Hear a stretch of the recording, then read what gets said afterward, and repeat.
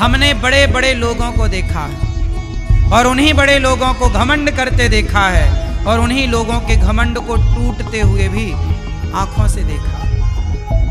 तुम्हारी समझ नहीं आ रही है? कौन रहा? सदा ना रहेगा, सदा ना रहा है, सदा ना रहा है, सदा ना रहेगा जमाना किसी का। कौन रहा है?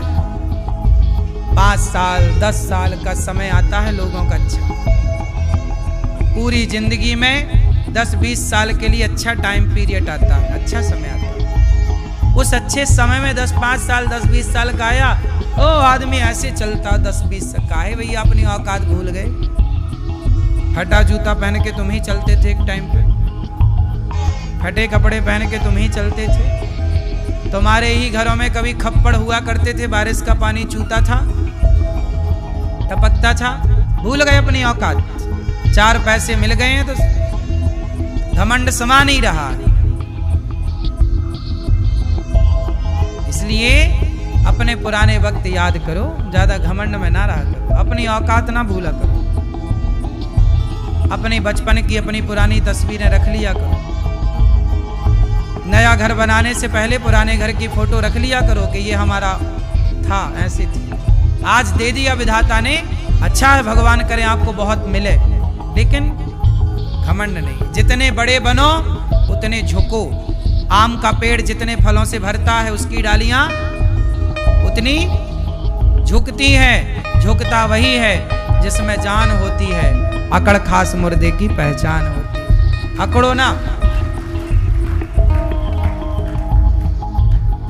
इंसान बनो। अपने बच्चों को भी समझाओ ये बातें, बेटा घमंड किस बात का, कितने दिनों का है रे पगले, टाटा जी का चला कि तुम्हारा चलेगा। कौन रहा इस धरती पे? किसका घमंड रहा बताओ? इसलिए टाटा जी तो घमंड करते नहीं थे, इतने बड़े थे, सादा सामान्य जीवन जीते थे, घमंड नहीं था। जो जितना बड़ा होता है ना, बड़ा मतलब ये नहीं कि पैसा आ गया बड़ा, जिसके भीतर बड़प्पन है वो बड़ा है। जो बड़ा होके भी सरल सहज वो बड़ा है। आजकल तो लोग 4 पैसे पा जाएं तो ऐसे चलते हैं साहब, ऐसे कूदते हैं जैसे, क्या कहें। हमें तो हंसी आती है साहब ये सब देख के, ये हंसी आती है साहब, देखो जरा ये उछल कूद कर रहा, 4 पैसे पा के साले, ये सब तेरा 4 दिनों की चांदनी है।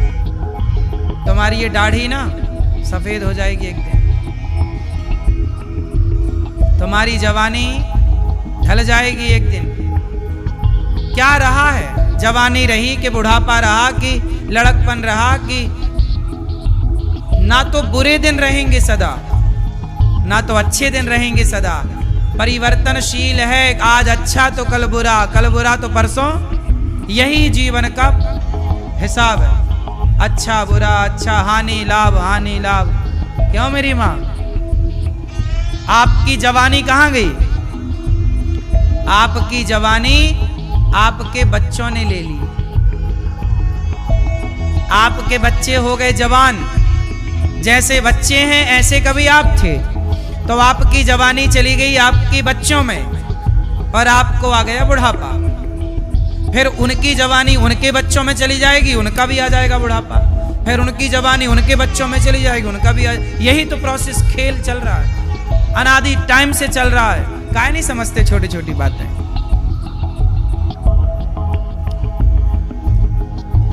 इसलिए सजन रे झूठ मत बोलो, प्रभु के पास जाना है, ना हाथी है ना घोड़ा है, वहां पैदल ही। सजन रे झूठ मत बोलो, ना बोलो झूठ, ना करो अभिमान। तो अहंकार कौन कौन त्यागेगा आज से? मैं नहीं करता। कौन करता है? कौन करता है? मैं कौन हूं इस संसार में? मुट्ठी भर, जोर से, मुट्ठी भर राख। हमारी हैसियत इससे ज्यादा, इसलिए कभी घमंड नहीं करना।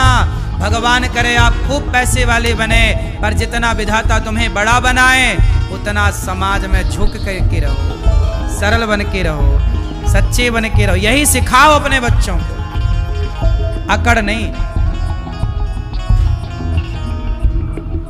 सही है। सजन रे झूठ मत बोलो, प्रभु के पास जाना है, न हाथी है न घोड़ा है, वहां पैदल ही जाना है। तुम्हारे महल चौबारे यही रह जाएंगे सारे,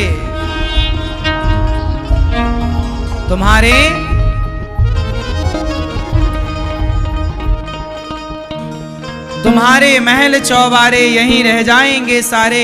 अकड़ किस बात की प्यारे, अकड़ किस बात की प्यारे, ये सर फिर भी झुकाना है। सजन रे झूठ मत बोलो, प्रभु के भला कीजिए भला होगा, बुरा कीजिए बुरा होगा, वही लिख लिख के क्या होगा। यही सब कुछ चुकाना है, यही सब कुछ चुकाना है, यही अच्छे का भी चुकाना पड़ेगा। मेरी माँ सुनो, तुम बुरा किए हो ना, तो तुम्हारे बुरे का फल तुम्हारे बच्चों को चुकाना पड़ेगा। तुमने किसी को मार डाला, तुम्हारे बच्चों को भी कोई मार डालेगा। क्या लगता है तुम्हें? नहीं, हमारा किया हमारे सामने तो आएगा, हमारे बाप का किया भी हमारे सामने आएगा। बाढ़ है पूत पिता के धर्मा, माँ बाप का पुण्य बच्चों को मिलता है, और माँ बाप का पुण्य ही नहीं, माँ बाप का पाप भी बच्चों को मिलता है। तुम्हें क्या लगता है बच जाओगे? लाख आंख से देख रहा है तुझे देखने वाला, सच की खेती कर ले चतुर नर, समय गुजरता जाता। मेरे मालिक की दुकान में सब लोगों का। तुमने किसी को मारा है, तुम्हें भी कोई मारेगा। तुम्हें नहीं मार पाया, तुम्हारे बच्चों को मारेगा। फिर रोगे कि बच्चे के साथ ऐसा क्यों हो गया। तुमने किसी को सताया था ना, दशरथ जी ने मारा था किसी के बेटे को, दशरथ जी ने मारा था श्रवण कुमार को, तड़प तड़प के मर गए उनके माँ बाप। तुमने तड़पाया किसी के माँ बाप को, भले तुम भगवान के पिता हो, तुमने तड़पाया किसी के माँ बाप को, तो तुम्हारे को भी तड़पना पड़ा। तड़प तड़प के दशरथ जी मर गए। क्या लगता है तुम्हें कोई देख नहीं रहा है? ए पागल, सब सीसीटीवी कैमरे लगा रखे हैं भगवान ने चारों ओर। ना तुम कमरे के भीतर बच रही हो या बच रहे हो ना बाहर, सब जगह उसकी नजर है, ईश्वर की। तुम्हें क्या लगता कोई सुन नहीं रहा? भगवान सुन रहे। क्या लगता कोई देख नहीं रहा है? पागल मत बनो। धोखा तुम जो दे रहे हो ना, किसी और को नहीं, खुद को दे रहे हो। ज्यादा होशियार ना बनो, बच के रहो, थोड़ा डरो भगवान से। डरो मीन्स गलत काम करने से डरो। भगवान से क्या डरना, भगवान गलत काम ना हो हमसे।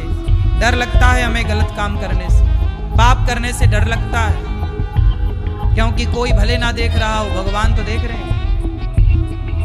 इसलिए दास अनिरुद्ध बिल्कुल गलत काम नहीं करता। भूखे रहेंगे और क्या होगा, हमें नहीं कमाना बेईमानी की रोटी, भूखे सो जाएंगे। पर बेईमानी नहीं करना साहब, बेईमानी नहीं करना, गलत नहीं करना। ईमान से एक जीवन में सिद्धांत बनाओ। भूखे मरेंगे और क्या, भूखे रहेंगे और क्या होगा। हमें नहीं चाहिए दौलत शोहरत नाम, लेकिन ईमानदारी से जीना। देखो आप लोग रास मतलब क्या जानते हो? तुम करो तो रास लीला, हम करो तो कैरेक्टर ढीला। आजकल रास लीला का मतलब लोग कैरेक्टर ढीला मानते हैं। यही सेंटेंस याद है सबको? जबकि अब देखो आप लोगों ने इतना बात सुन लिया ना, आधा अधूरा ज्ञान।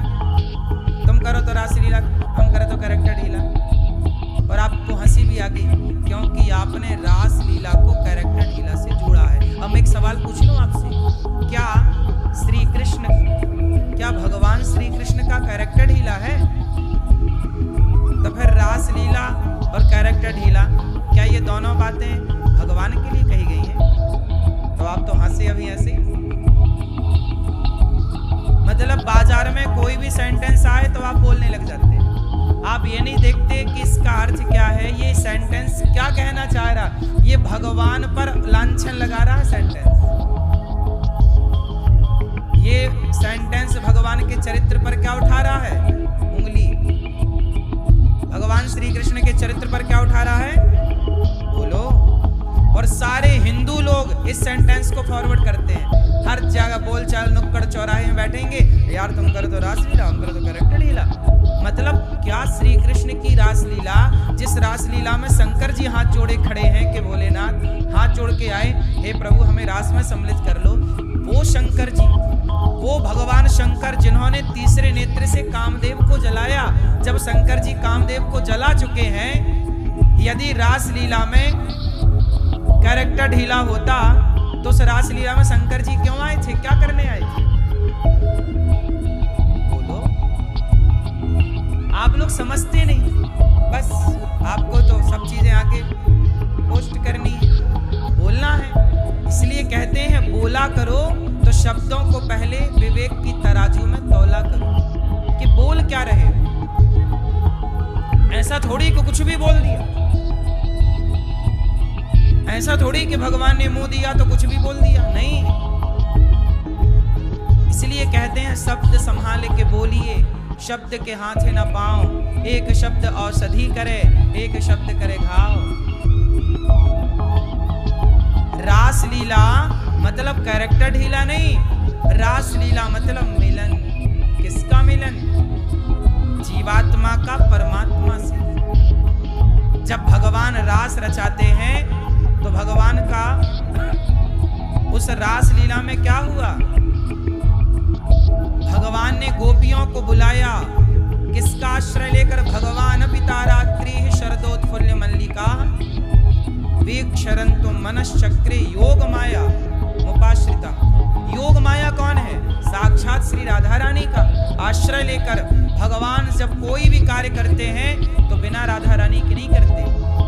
भगवान जब कोई भी कार्य करते हैं तो राधा रानी से इजाजत लेते हैं, राधा रानी किशोरी जू रास को समय है गयो है, चलो किशोरी जू।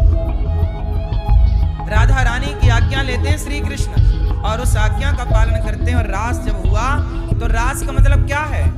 रास का मतलब है लक्ष्मी हमारी माँ है, लक्ष्मी हमारी माँ है और नारायण हमारे, कृष्ण हमारे पिता। त्वमेव माता च पिता, माता रामो मत पिता रामचंद्र। राम हमारे पिता, राम कृष्ण और नारायण ये तीनों एक हैं, इन्हें अलग अलग ना समझ लेना। नारायण हमारे श्री कृष्ण क्या करते हैं? रास में एक घटना घट गई, जब महारास हुआ ना तो एक घटना घट गई। गोपियों को अभिमान आ गया कि मैं बहुत सुंदर हूं। जब रास शुरू हुआ तो स्टार्टिंग में गोपियों को क्या हो गया? अभिमान, हम बहुत सुंदर हैं। और जैसे ही अभिमान हुआ तो भगवान गोपियों को छोड़कर अंतर्धान हो गए, चले गए। और जब भगवान गए तो सारी गोपियां जाते ही कृष्ण के, गोपियों को अब समझ में आया कि हमने कृष्ण को खो दिया अभिमान करके। और जब खोई तो कीमत पता चली कि कृष्ण कौन है। दौड़ पड़ी, हे कृष्ण कहाँ हो? वहीं पर शब्द आया उस महारास में, अनाराधितो नूनम्। वहीं भगवान की याद में जब राधा रानी रोई, भगवान श्री कृष्ण राधा रानी को लेकर गए तो राधा रानी ने वहां एक लीला की। राधा रानी बोली, श्याम सुंदर आपने गोपियों को छोड़ दिया है, आप हमें लेकर दौड़ रहे हैं, हम जरा थक गए हैं। तो भगवान बोले, अच्छा आओ आप मेरे कंधे पर आकर बैठ जाओ। भगवान श्री कृष्ण ने राधा रानी से कहा। राधा रानी श्री कृष्ण को रोक रही है, रुक जाइए। क्यों?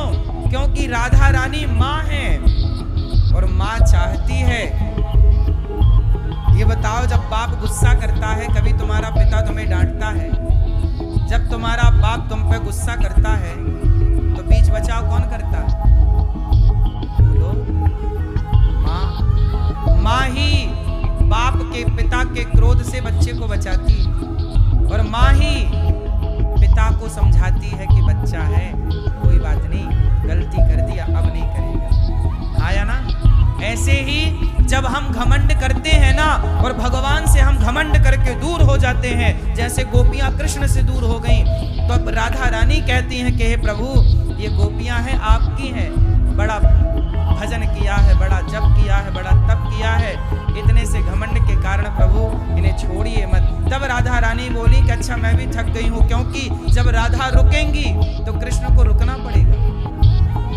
तो राधा रानी बोली मैं थक गई हूँ, आप जरा ठहरिए। तो भगवान बोले आप मेरे कंधे पर आकर बैठ जाओ। और जैसे ही भगवान बैठे तो राधा रानी कंधे पर जाकर बैठने लगी, तो भगवान राधा रानी को छोड़कर भी अंतर्धान हो गए। और जब राधा रानी को छोड़कर गए तब गोपियां खोजती खोजती राधा रानी के पास आई, अरे राधा, क्या तुझे भी कृष्ण ने छोड़ दिया? राधा रानी मूर्छित थी। जब होश आया, हे कृष्ण, हे कृष्ण, रुदन करने लग गई और रोते रोते सबको अब ये गिलानी हो गई कि हमने क्यों अभिमान किया, हमने क्यों अभी। याद रखना भक्तों, भगवान के भक्त के भीतर भगवान लेस मात्र भी अभिमान नहीं देखना चाहते। भगवान अपने भक्त के भीतर रत्ती भर भी घमंड नहीं देखना।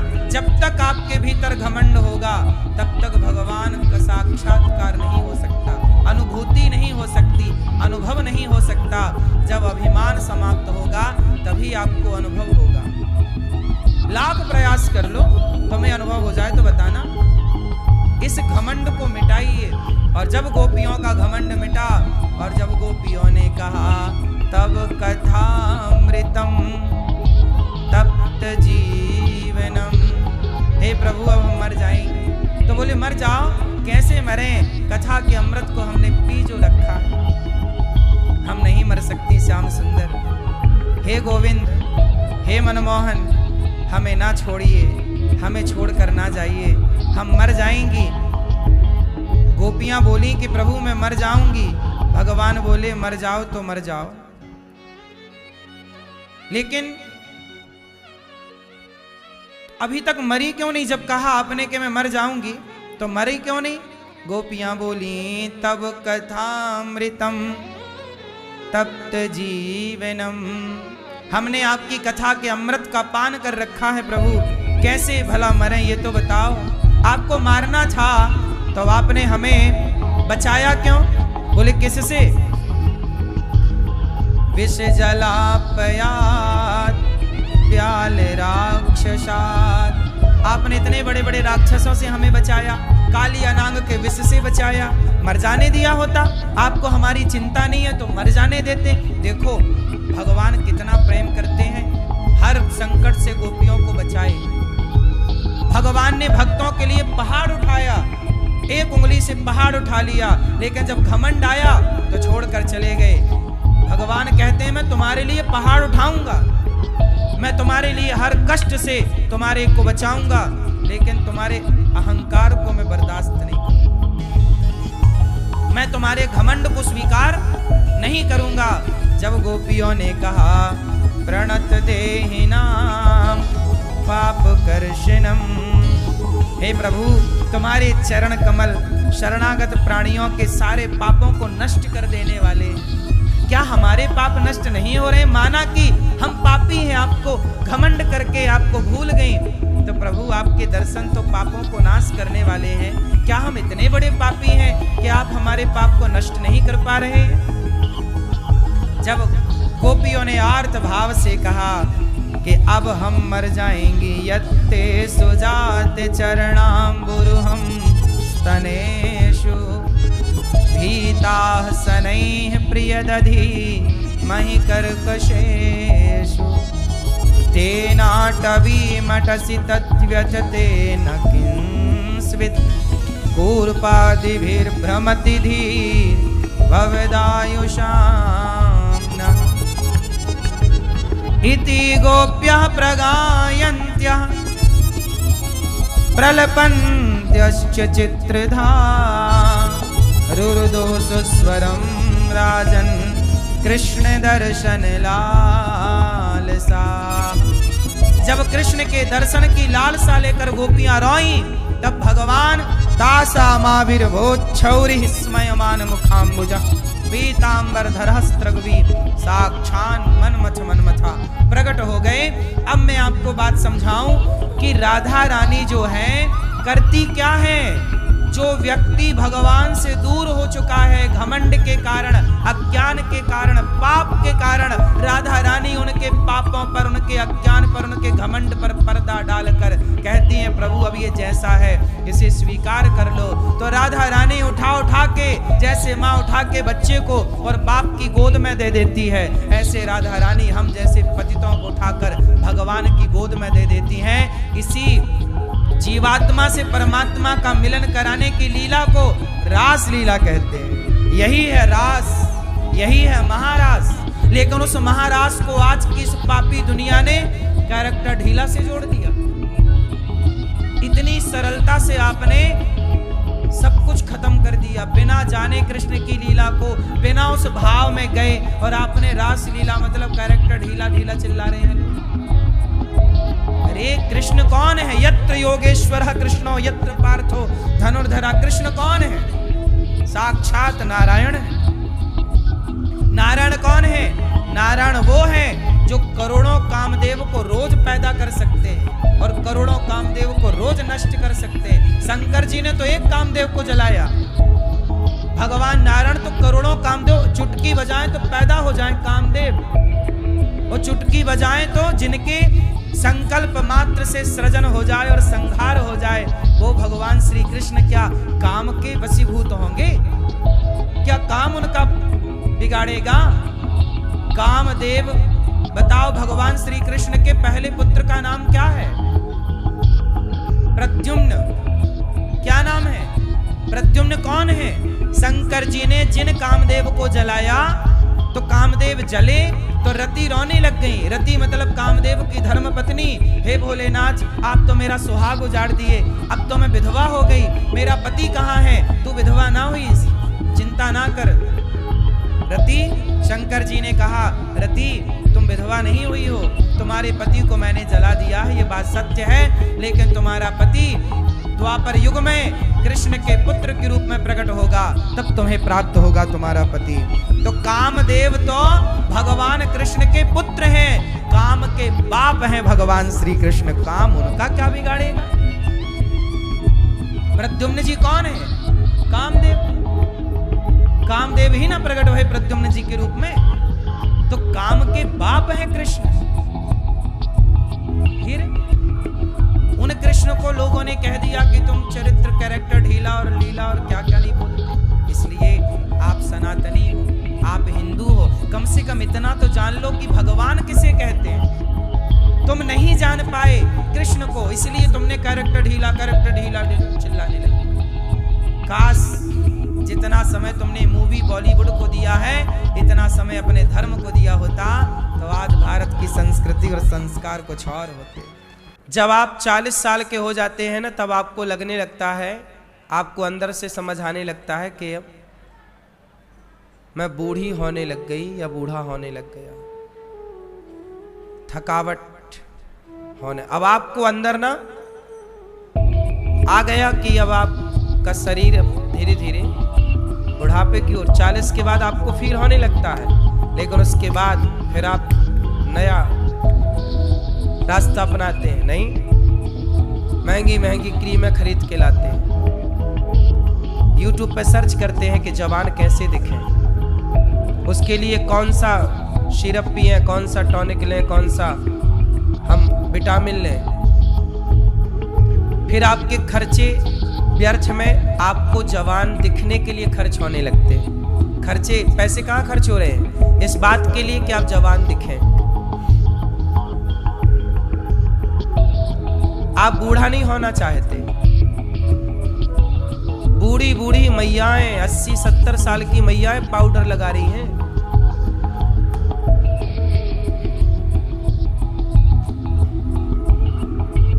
लगाना भी चाहिए, उतना जितना बढ़िया है। पूरे दांत गिर गए कि मैया के दांत बिल्कुल नहीं थे, पर लिपस्टिक लगी है होठों पे।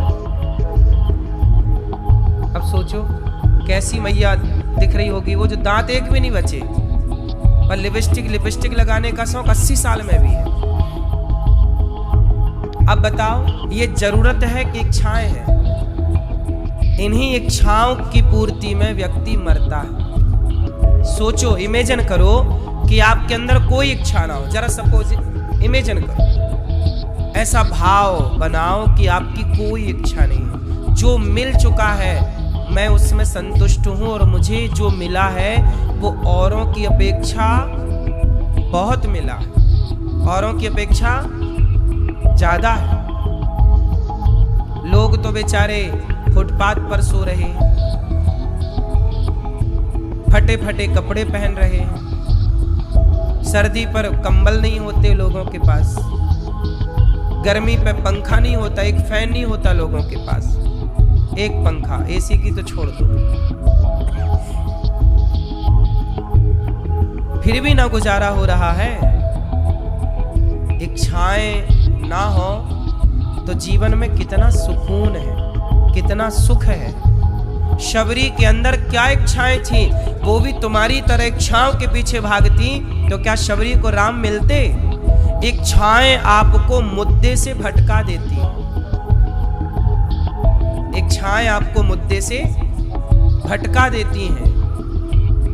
इसलिए जरूरतें पूरी कर लो और इच्छा एक ही रखो, प्रभु को पाने की। शबरी भटकी नहीं, इच्छाएं पाली नहीं, केवल राम राम जपती रही। तो देखो आज युगों युगों के बाद भी उस शबरी माँ को हम सब याद करते हैं, जिनके द्वार पर राम आए। शबरी की जाति क्या थी? शबर जाति, आज की भाषा में दलित। राम गए और झूठे बेरों का भोग लगाए।